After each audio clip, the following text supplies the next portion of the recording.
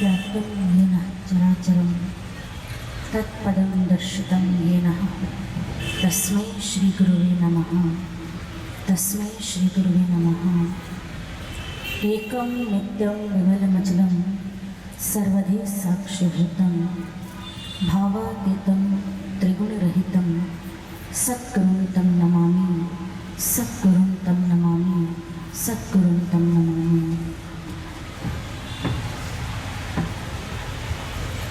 आदरणीय भगवत प्रेमियों, एक बार पुनः दिव्य ज्योति जागृति संस्था के इस दिव्य प्रांगण में आप सभी कृष्ण भक्तों का, आप सभी ईश्वर पिपासुओं का हार्दिक अभिनंदन करते हैं और एक बार प्रभु के श्री चरणों में अपने भाव रूपी श्रद्धा सुमन अर्पित करते हुए अपनी उपस्थिति श्री हरि के चरणों में रखते हुए एक बुलंद जयघोष करेंगे।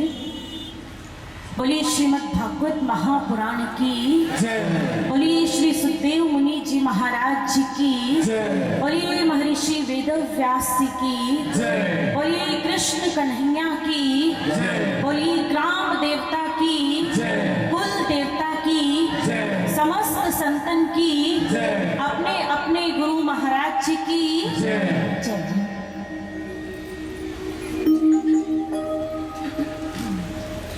भगवत प्रेमी, गत 5 दिवसों से हम सभी श्री हरि की उस कृपा को हृदयस्थ करते हुए भगवान श्री कृष्ण की समस्त लीलाओं का रसापान कर रहे थे। इन समस्त दिवसों के भीतर हम सभी ने श्रवण किया कि किस प्रकार वह नारायण, वह परमात्मा, वह साक्षात वात्सल्य की मूर्ति इस धराधाम पर अवतरित होती हैं और इस धरा पर आकर उनकी समस्त लीलाओं का, उनकी समस्त क्रीड़ाओं का, या यूँ कह लीजिए कि उनका संपूर्ण जीवन जनमानस के लिए एक संदेश छोड़कर जाता है। और हम सभी ने श्रवण किया कि किस प्रकार ये संसार के भीतर आने वाली प्रत्येक जीवात्मा, इस संसार के भीतर आने वाली हर एक जीवात्मा का इस मानवीय देह को धारने के उपरांत एक लक्ष्य है, एक उद्देश्य है, और वह है उस ईश्वर की प्राप्ति करना। इसको हम एक उदाहरण से समझ सकते हैं। जैसे हमारे ही व्यवहारिक जीवन से संबंधित छोटे छोटे उदाहरण हैं जो हमें संदेश देते हैं, हमें सीख देते हैं, लेकिन हम सुनते हैं, देखते हैं, परंतु सीखते हैं या नहीं सीखते ये हमें ही ज़्यादा अच्छे से पता है। आप सभी फिल्म देखते हैं, फिल्म सब देखते हैं, कहने की तो बात ही नहीं है, मना करने का तो सवाल ही पैदा नहीं होता है। फिल्म आज का सब देखते हैं। आप सभी ने देखा होगा, एक कथा होती है, वो भी एक कहानी होती है। उस कहानी 3 घंटे की पिक्चर होती है। 3 घंटे की पिक्चर होती है ना। 3 घंटे की उस पिक्चर में इतने सारे किरदार होते हैं, बहुत सारे एक्टर एक्ट्रेसेस, बहुत सारे विलेंस भी होते हैं ना। हम लोग भी क्या हरि की कथा श्रवण कर रहे हैं, है ना। उसमें हमने श्रवण किया पिछले 5 दिनों में कि किस प्रकार श्री हरि जी अवतरित होते हैं, वो भी अपनी भूमिका निभाते हैं, इस संसार में आते हैं, अपने सहयोगियों को साथ लेकर आते हैं, उन्हें एक भूमिका देते हैं कि तुझे यह भूमिका अदा करनी है, तुझे यह भूमिका अदा करनी है। पिछले 5 दिनों से हम सुन रहे हैं और इसी कथाओं को, इन्हीं कथाओं को, इन्हीं उदाहरणों को यदि हम अपने जीवन पर लागू करें तो यह संसार क्या है? यह संसार भी एक रंगमंच है, यह संसार भी एक नाट्यशाला ही है। और उस श्री हरि ने, उस परमात्मा ने हम सभी को भेजा है अपनी हर एक जीवात्मा को भेजता है क्या करने के लिए? सबका रोल निर्धारित है, सबके सीट निर्धारित है। किसी आपने देखा ना पिक्चर के अंदर किसी एक्टर का 10 मिनट का रोल होता है, किसी का 15 मिनट का रोल होता है, किसी का आधा घंटे का रोल होता है, परंतु फिल्म के भीतर एक ऐसा किरदार होता है जिसके इर्द गिर्द संपूर्ण कहानी घूमती है, संपूर्ण कथा, वो संपूर्ण फिल्म घूमती है, होती है ना। उस किरदार को क्या कहते हैं, क्या कहा जाता है उस किरदार को? राज बिराज वाले लगता है कि पूरा हरि की भक्तिमय है, पूरा परमात्मा की भक्ति करते, लगता है राज बिराज वाले फिल्म नहीं देखते हैं, है ना? नहीं देखते? चलिए अच्छी बात है, नहीं देखते हैं तो उस पिक्चर के भीतर, उस फिल्म के भीतर, उस कथा के भीतर, उस प्रसंग के भीतर जो 3 घंटे का वह प्रसंग चलता है, 3 घंटे की वह पिक्चर चलती है, उसकी सारी कहानी, सारी कथा एक नायक और एक नायिका के इर्द गिर्द घूमती है। उसे हम क्या कहते हैं अपनी भाषा में? हीरो एंड हीरोइन, होता है ना। भक्तजनों, यह संसार भी एक रंगमंच ही है। जब 3 घंटे की वह पिक्चर हम देखते हैं, हमारा उस पिक्चर से इतना लगाव हो जाता है, हम उस फिल्म से इतने जुड़ जाते हैं कि उस फिल्म में जितनी भी घटनाएं घटित होती हैं, हमें क्या लगता है कि जैसे कि इस फिल्म के नायक और नायिका कोई और नहीं, हम ही हैं। और इस फिल्म के भीतर जो कहानी कही गई है वो नायक नायिका की कहानी नहीं, अपितु हमारी अपनी ही कहानी है। ठीक यही संदेश हमारे भगवत महापुराण, हमारे शास्त्र ग्रंथ, हमारे ऋषि मनीषी भी हमें यही संदेश देने के लिए आते हैं। यह संसार भी एक नाट्यशाला है, एक रंगमंच है, और हम सभी जीवात्माएं उस परमात्मा के भेजे हुए किरदार हैं, उस प्रभु के भेजे हुए अंश हैं, जिनका एक समय निर्धारित किया गया है, जिन्हें अपनी अपनी भूमिका अदा करनी है और अपनी अपनी भूमिका अदा करने के पश्चात इस संसार सागर से चले जाना है। लेकिन ऋषि महर्षियों की वाणी, ऋषि महर्षियों की यह संदेश हमें शिक्षा देते हैं कि यदि इस संसार सागर में आकर के हम अपनी भूमिका निभाते यदि अपने लक्ष्य को भूल जाएं, अपने उद्देश्य को यदि भूल जाएं, तो उस उद्देश्य से परिचित कराने के लिए हमारे इस धराधाम पर उस श्री हरि की कृपा से संत समाज का आगमन होता है, गुरु का पदार्पण होता है, संत समागम इस धराधाम पर आते हैं और समय समय पर हमें हमारा वह लक्ष्य, हमारा वह उद्देश्य, जिसे हम इस संसार रूपी रंगमंच के ऊपर भूमिका निभाते निभाते विस्मृत कर देते हैं, भूल जाते हैं कि हमारा परम उद्देश्य क्या था, हमारा परम लक्ष्य क्या था। और यही हमारे ऋषि महर्षि, हमारे संत यही कहते हैं कि इस संसार रूपी भवसागर से यदि पार होना है तो संतों की शरणागत होना ही पड़ेगा। जैसे मैंने आपको एक बार और उदाहरण दिया था, यदि हमें एक रास्ता तय करना है, इस गांव से उस गांव जाना है, बीच में नदी है, तो हमें माध्यम लेना पड़ता है, एक सहारा लेना पड़ता है, या तो नाव का सहारा लेना पड़ता है, या वहाँ एक पगडंडी बनी होती है, या तो उस पगडंडी का सहारा लेना होता है।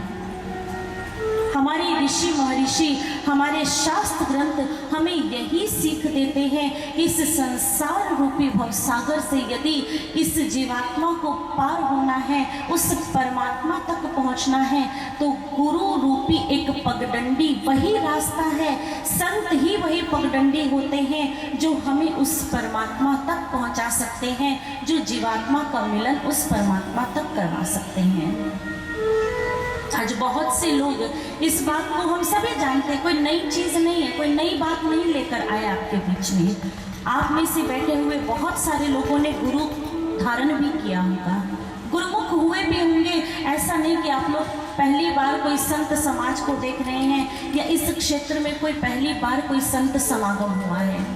बहुत से लोगों के मन में यह प्रश्न होता है कि आजकल तो संतों पर से विश्वास ही उठ गया है। आजकल तो क्या संत समागम का हम इस बात को ऋषि महर्षि की वाणियों को भी झुटला करके रख देते हैं। हमारे ऋषि महर्षि, हमारे शास्त्र ग्रंथ हमें सीख देते हैं कि जीवन में जब तक संत का पदार्पण ना हो तब तक आप अपने जीवन में कितनी भी उपलब्धि प्राप्त कर लीजिए, अपने जीवन में कुछ भी हासिल कर लीजिए, लेकिन यदि गुरु नहीं, यदि संत नहीं, तो सब कुछ प्राप्त किया हुआ हमारा व्यर्थ हो जाता है।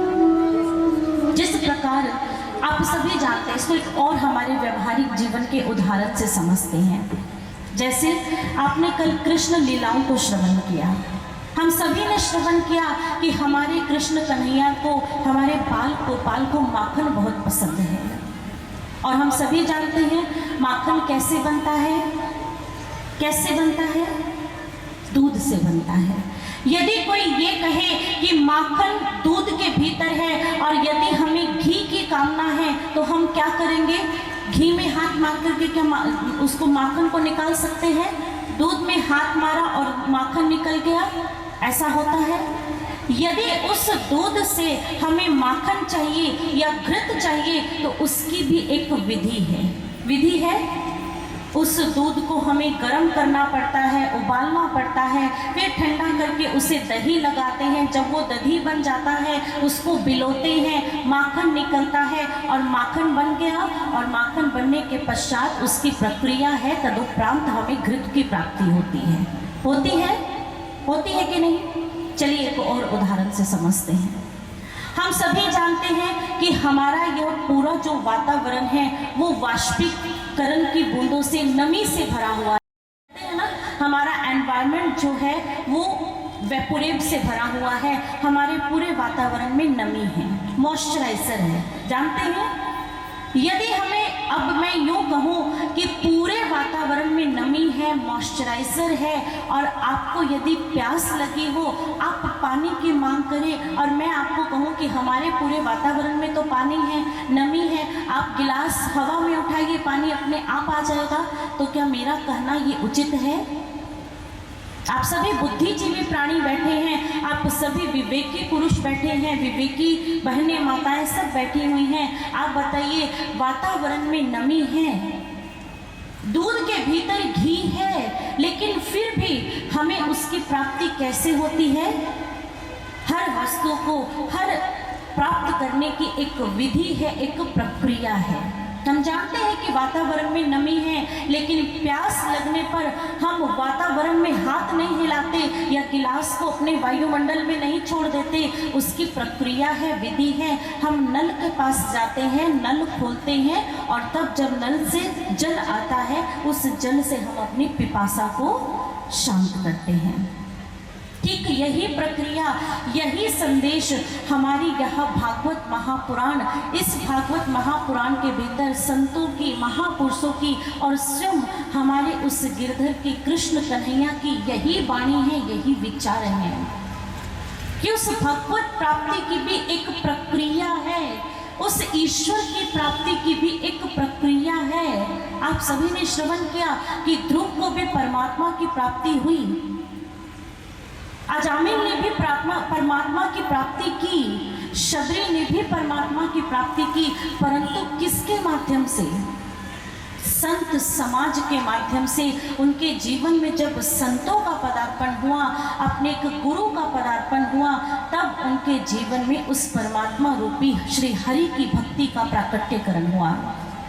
और आदिगुरु शंकराचार्य जी भी इस बात को बहुत सुंदर कहते हैं। आदिगुरु शंकराचार्य जी कहते हैं, यदि जीवात्मा इस संसार में आकर के, इस संसार रूपी भवसागर में फंस कर करके, इस सुंदर शरीर को प्राप्त करके, इसी में यदि उलझ कर रह जाए, सुंदर शरीर प्राप्त कर ले, धन प्राप्त कर ले, मान सम्मान प्राप्त कर ले, कुछ भी प्राप्त कर ले, यदि उसने अपने जीवन में एक संत की प्राप्ति नहीं की, एक गुरु की प्राप्ति नहीं की, तो समझिए उनकी ये सारी की सारी उपलब्धियां व्यर्थ है, अपने आप में सर्वस्व प्राप्त कर चुका है। लेकिन यदि अपना उद्धार कराने वाले अपने उद्धारक एक गुरु की शरण में यदि नहीं जाता है, गुरु का पदार्पण यदि उनके जीवन में नहीं होता है, तो ये समस्त उपलब्धियां क्या है? व्यर्थ है, व्यर्थ है और व्यर्थ है। और इसी बात को हमारे शास्त्र ग्रंथ, हमारे प्रभु भी हमारे समक्ष कहते हैं।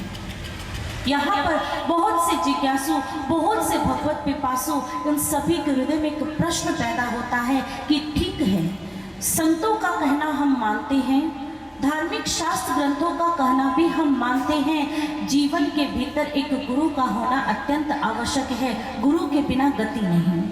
लेकिन साध्वी जी, आप खुद बताइए कि आज हम अपने इस भक्ति को लेकर के या वेदों की इस वाणी को लेकर के किस संत के समक्ष जाएं?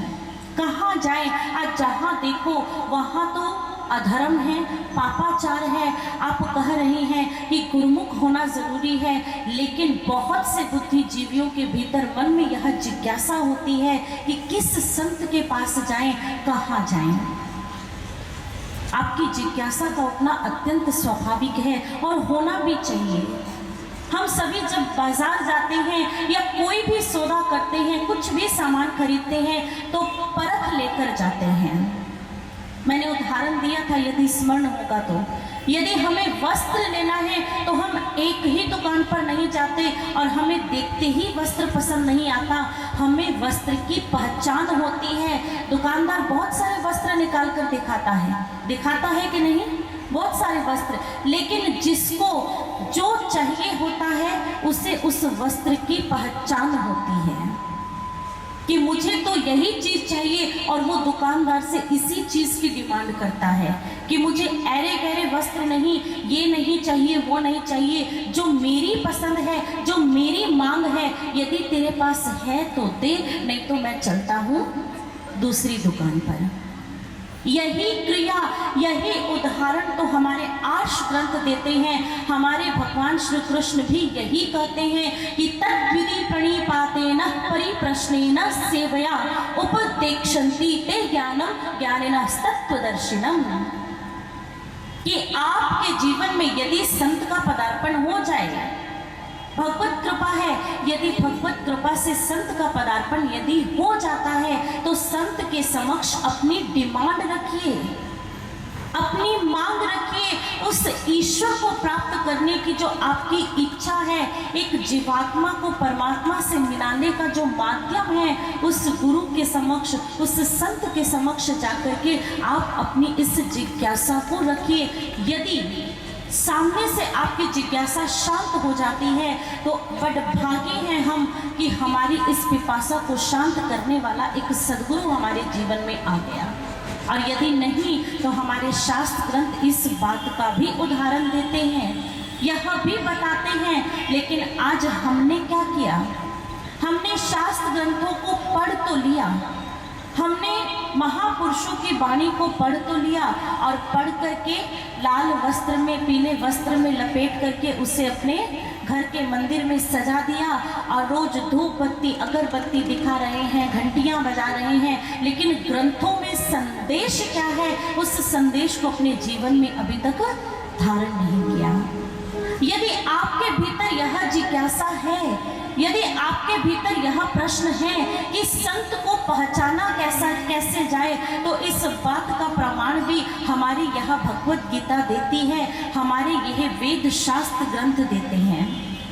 लेकिन आज हमने इस भगवत वाणी को, श्री हरि के मुख से निकले हुए इस श्रीमद् भगवत गीता को या किसी भी ग्रंथ को आज हमने अपने ढंग से सोचना शुरू कर दिया, अपने ढंग से पढ़ना शुरू कर दिया, और शब्दों के अर्थ के अनर्थ निकालने शुरू कर दिए। आज हमारी दृष्टि में संत की पहचान क्या हो गई? आज हम क्या समझते हैं? अरे देखो, वहाँ देखो एक संत पहुँचे हैं, अरे बड़े ही सुंदर वेशभूषा है उनकी, इतने सुंदर कपड़े पहने हुए हैं, मैं तो संत के कपड़े ही देख करके हैरान हो गई। अरे इतने इतने भव्य कपड़े पहन करके चलते हैं, वेशभूषा पर नजर टिक गई। किसी ने देख लिया, अरे बड़े तिलकधारी बाबा जी आए हुए हैं, ये चंदन का तिलक लगाया हुआ है, भाल पर त्रिपुंड सजाया हुआ है, लगते हैं बड़े पहुंचे हुए बाबा जी हैं। ये संत की पहचान बन गई। किसी ने अपनी दृष्टि में देखा, अरे वो देखिए तो वहां पर इतनी हजारों की संख्या में भीड़ लगी हुई है। किसी कोई व्यक्ति पागल थोड़ी है कि एक व्यक्ति के पीछे हजार लोग यदि घूमेंगे, हजार लोग उसके पीछे भागेंगे। इतनी संख्या में लोग जुटे हुए हैं, इतनी भीड़ है, इसका मतलब संत जी बहुत पहुंचे हुए हैं। आज हमने अपनी ही दृष्टि से शास्त्रों की वाणी को लाल कपड़े में बांध कर रख दिया और आज अपनी ही पहचान बना ली। आज हमारी परखने की दृष्टि सबकी अलग अलग हो गई। लेकिन हमारे शास्त्र ग्रंथ कहते हैं कि वेशभूषा पर मत जाइए। वेशभूषा पर यदि आप वेशभूषा को संत की पहचान समझते हैं तो आपको स्मरण होगा रामचरितमानस की उस घटना का, जब रावण यही भेष धारण करके आया था, जब रावण यही संत का चोगा पहन करके आया था और उसने कृत्य क्या किया था, आप सभी को बताने की आवश्यकता नहीं है।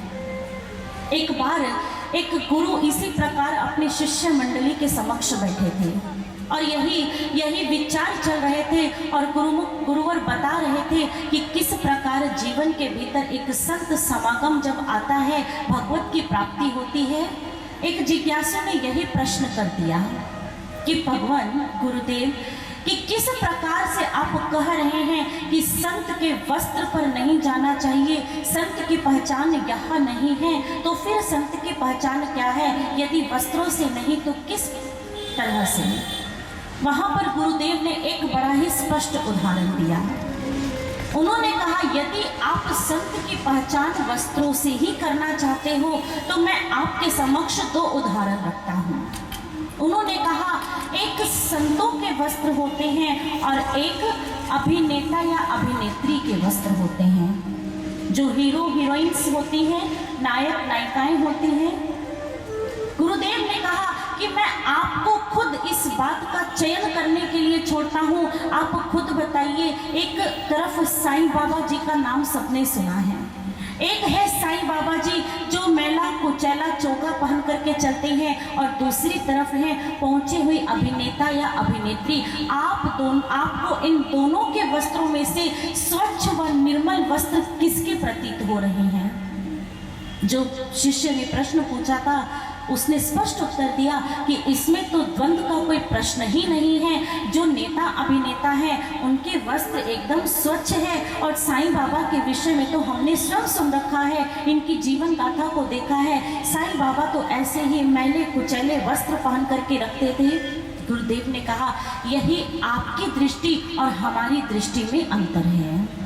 आपने देख लिया कि अभिनेता के वस्त्र, अभिनेत्री के वस्त्र स्वच्छ हैं, लेकिन हमारे ग्रंथ कहते हैं कि अभिनेता या अभिनेत्री के जो वस्त्र हैं वो स्वच्छ अवश्य हो सकते हैं परंतु निर्मल नहीं हो सकते, निर्मल नहीं हो सकते। और वहीं हमारे अवतारी पुरुष हुए हैं साईं बाबा जी, उनके वस्त्र देखने में हमें भले ही मैले प्रतीत हो, कुचैले प्रतीत हो, बड़े ही गंदे लगे, लेकिन उन अवतारी महापुरुष जो कि युग के एक पूर्ण गुरु थे, अपने युग के एक पूर्ण सदगुरु के रूप में जिन्होंने अवतार धारण किया था, उस ब्रह्म ज्ञान को जन जन तक पहुंचाया था, वो अपने समय के एक पूर्ण गुरु थे।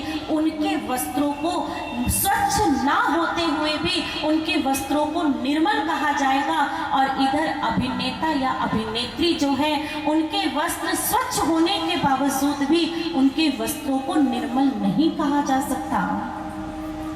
गुरु ने शिष्य की जिज्ञासा को वहीं पर शांत किया और कहा, कभी भी संत की पहचान उनके वस्त्रों से नहीं की जा सकती।